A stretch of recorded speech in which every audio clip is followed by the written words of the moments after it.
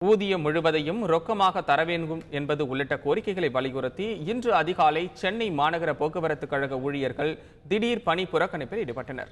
அதிகாலை 4:30 மணி முதல் 7 மணி வரை இந்த வேலை நிறுத்தம் நடைபெற்றது. நடத்துனர்கள் மீது தேவையில்லாமல் நிர்வாகம் எடுக்கும் நடவடிக்கைகளை நிறுத்த வேண்டும் என்றும் தொழிலாளர்கள் கோரிக்கை விடுத்தனர். பணி புறக்கணிப்பை அடுத்து அதிகாலையில் சென்னை முழுவதும் பேருந்து சேவையில் பாதிப்பு ஏற்பட்டது. பேருந்துகள் இயக்கப்படவில்லை. கோரிக்கைகள் குறித்த பேச்சுவார்த்தை மூலம் தீர்வு எடுக்கப்படும் என தொழிற்சங்க நிர்வாகிகள் தெரிவித்ததை அடுத்து போராட்டம் விலக்கிக் கொள்ளப்பட்டு 7 மணிக்கு மேல் பேருந்துகள் படிப்படியாக இயக்கப்பட்டன. கடுமையான நெருக்கடிகளை, கடுமையான தண்டனைகளை இன்னைக்கு தந்து வருகிறார்கள். அவர்களை எதிர்த்து தொழிற்சங்கங்களுடைய அறிவிப்பின்றி தன்னெழுச்சியாக ஒரு போராட்டம் இன்றைக்கு நடைபெற்றிருக்கிறது. இப்ப கூட அதிகாரிகள் யாரும் எந்த உத்தரவும் தரல.